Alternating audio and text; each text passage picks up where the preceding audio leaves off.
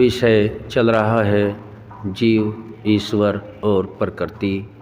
जीव अर्थात आत्मा, प्रकृति जो जड़ है, और ईश्वर सभी की न्याय व्यवस्था करता है, संपूर्ण ब्रह्मांड को रचता है, सभी आत्माओं को उनके यथायोग्य शरीरों को देता है या मोक्ष देता है।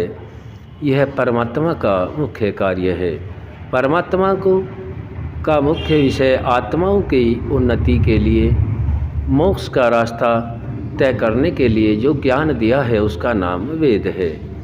और वेद के अनुसार ही ऋषि ब्रह्मा से लेकर जैमिनी पर्यंत सभी ऋषियों ने हमें यह ज्ञान दिया है, जिस ज्ञान को महर्षि दयानंद सरस्वती जी ने मानव मात्र के कल्याण के लिए अपने संपूर्ण जीवन में परमात्मा के शुद्ध चेतन स्वरूप सच्चे शिव की खोज करने के उपरांत सभी के लिए यह ज्ञान दिया।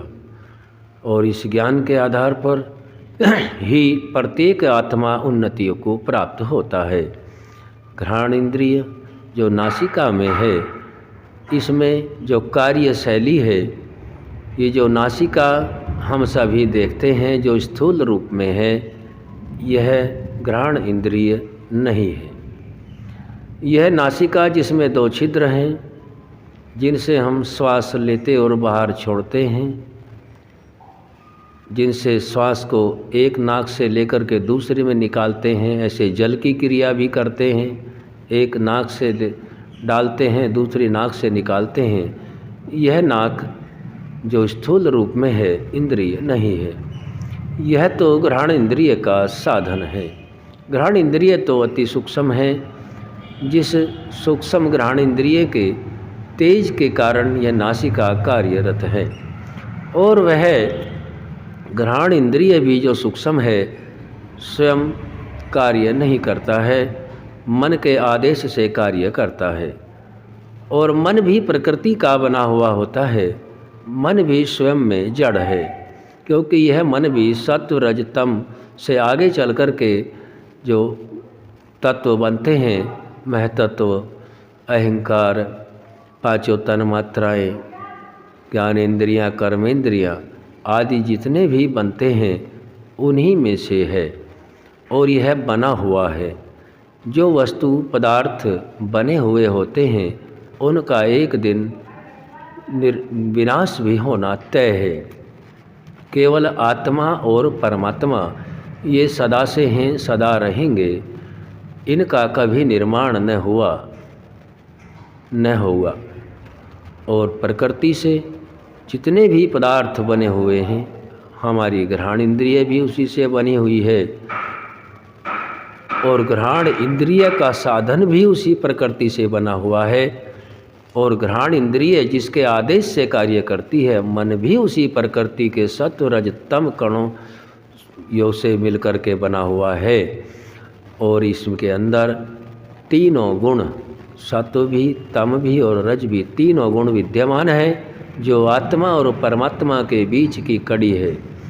इसी मन में पवित्र विचार भी होते हैं, मध्यम भी आते हैं और निकृष्ट भी आते हैं, जिनको हम सत्व, रज और तम गुण के नाम से जानते हैं। ज्ञान के आधार पर महर्षि दयानंद सरस्वती जी ने परमात्मा की वाणी वेद और ऋषि ब्रह्मा से लेकर जैमिनी पर्यंत जो ऋषियों के मत हैं, उन्हीं के अनुसार मानव मात्र की उन्नति के लिए इस ज्ञान को दिया कि परमात्मा सर्वत्र विद्यमान है।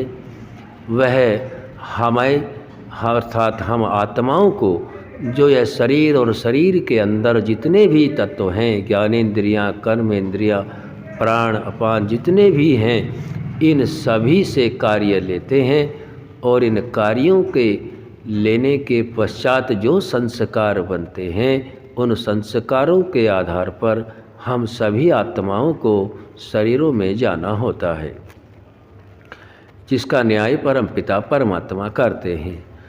आज हमने घ्राण इंद्रिय के विषय में यह भी जाना है कि घ्राण इंद्रिय स्वयं कार्य नहीं करता, सूक्ष्म है। और यह जो नासिका जिसमें दो छिद्र हैं, जिससे श्वास आता है जाता है, हम लेते हैं और छोड़ते हैं, जिसको प्राण और अपान कहते हैं, यह तो एक साधन है और सूक्ष्म इंद्रिय घ्राण है जो मन के आदेश से कार्य करता है। और मन भी जड़ है।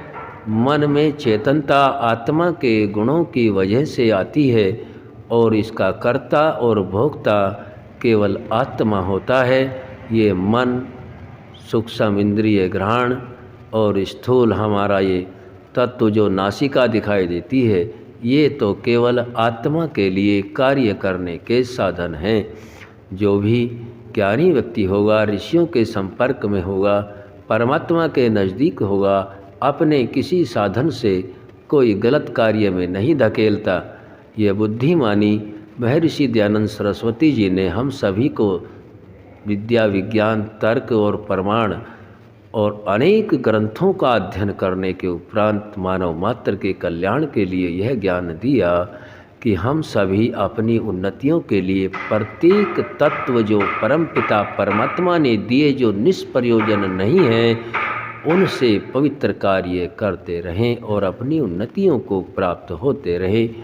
घ्राण इंद्रिय के द्वारा जो गंध ग्रहण का मुख्य कार्य है, भोजन करते समय हो, आते जाते समय हो, सोते उठते समय हो, तो वह गंध हमें हमारे अंदर एक प्रकार का संतुलन भी बनाती है और संतुलन को बिगाड़ती भी है।